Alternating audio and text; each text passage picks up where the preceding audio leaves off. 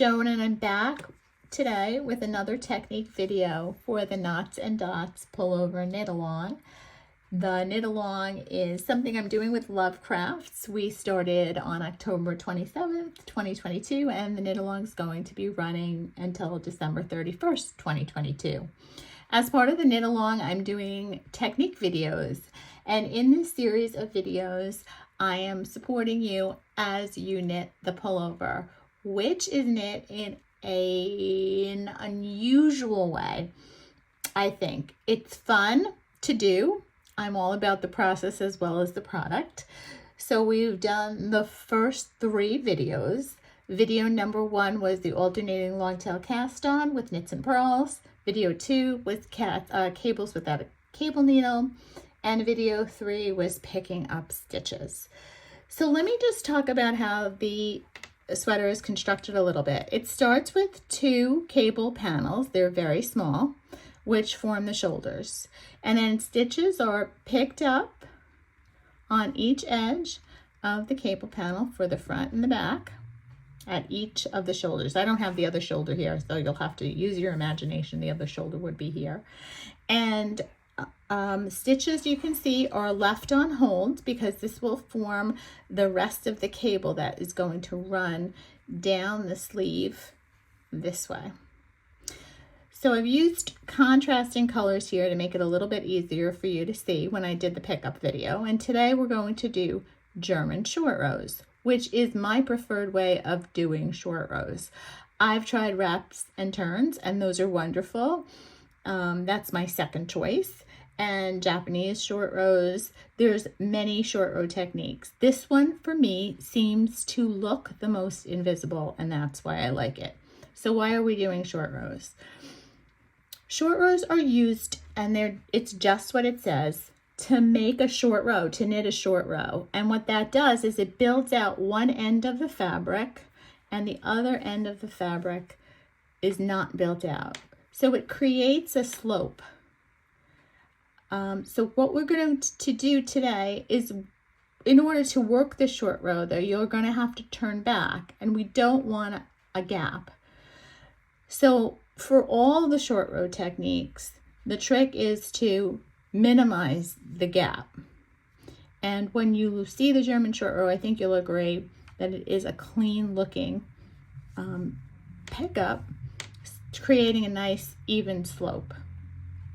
And of course, because this is the shoulder, you can guess that since your shoulders naturally slope, let me just turn this way, your shoulders naturally slope at an angle, you do want to have that kind of fabric built out here. So let's do short rows, German short rows, on the knit side and on the purl side. So I'm going to show you how to do the double stitch, which is the technique that you'll see in the instructions.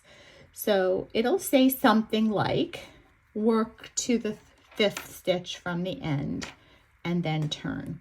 So that's not what the directions say, but let's pretend that that is what they say.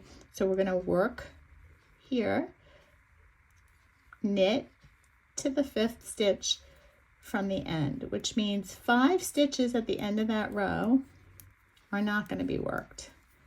So let's go all the way to the end, to 5 stitches from the end. And again, in the pattern, you won't be using 2 colors, it'll be all the same color. The 2 colors is just for demonstration purposes. I think the lighter color shows up better.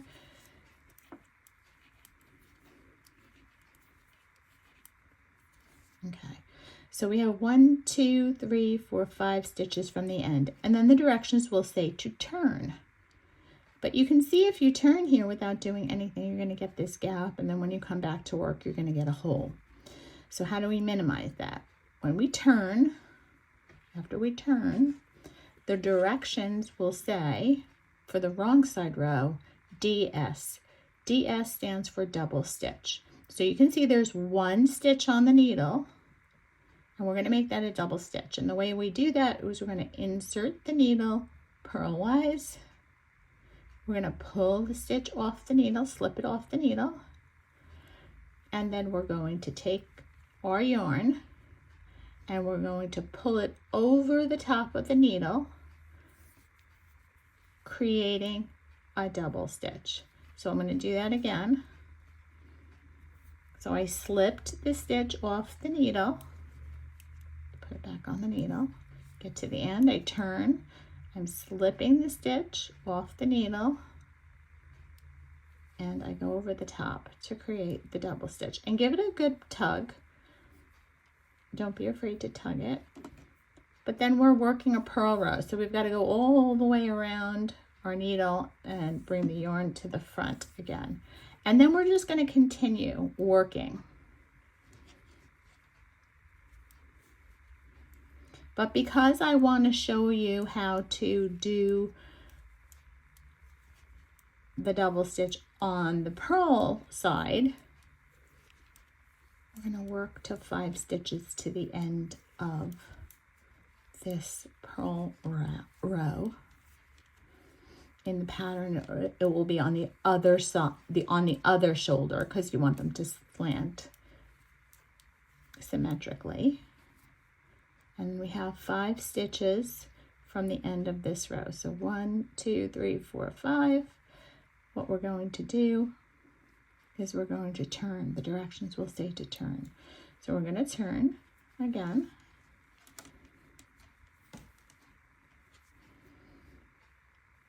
And the yarn is in the front and back here, but we're going to bring it to the front. And we're going to slip this stitch off the needle, and we're going to pull the yarn back, give it a tug to create that double stitch. So one more time. It's on the needle. The yarn is in the back. Where we're going to bring the yarn to the front. We're going to slip the stitch, and then we're going to pull it right over the top to create that double stitch. And then we're going to work back. The directions will say work to within 3 stitches of the last double stitch. So let's do that. And you should be able to really tell. Here's that double stitch here. You can see it. See how it's kind of, it looks different than the others. So we're going to work to within 3 stitches from the last double stitch. So 1, 2, 3, and then it's going to say to turn again. So we're going to turn. The yarn's in the front. We're going to slip the stitch off.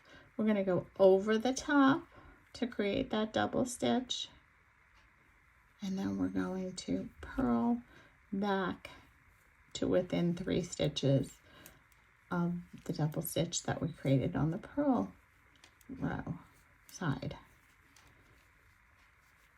So here's that double stitch here, you can see it.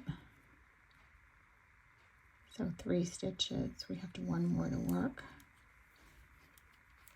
We're going to turn. The yarn's going to come to the front. We're going to slip the stitch. I'm going to pull the yarn over the top of the needle, and we're going to work our way back. Now I'm going to show you how to resolve those double stitches. So when you come to a double stitch on the knit row, on the knit side of the row, you'll feel it. You'll be able to see it. So what you're going to do is you're going to work this double stitch as if it were a knit 2 together. You're just going to go under both legs of that stitch, and then you're going to pull it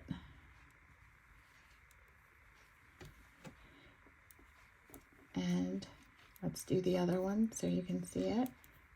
I'm going to go right under as if it were a knit 2 together. Now we're going to pull it up.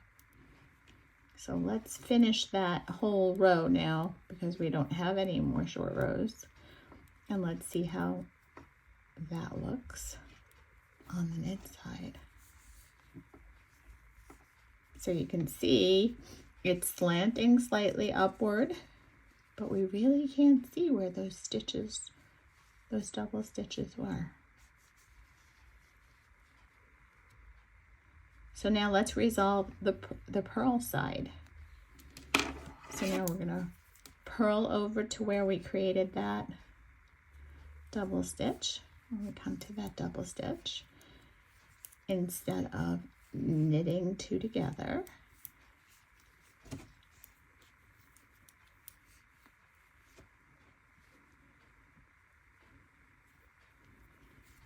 I'm sure you can guess what we're going to do. If you guessed purl two together, you're right.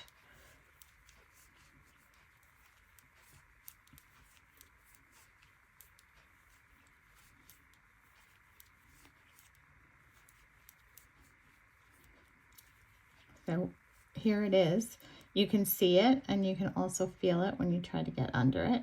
You're going to go under both legs and you're going to purl those two stitches together.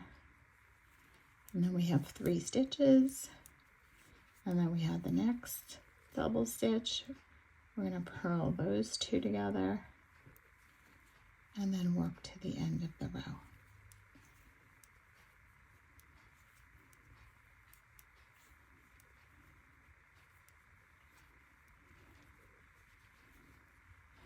So let's take a look at the right side of our work. If you look carefully, let me put this on the cord so the needles don't get in the way. You can see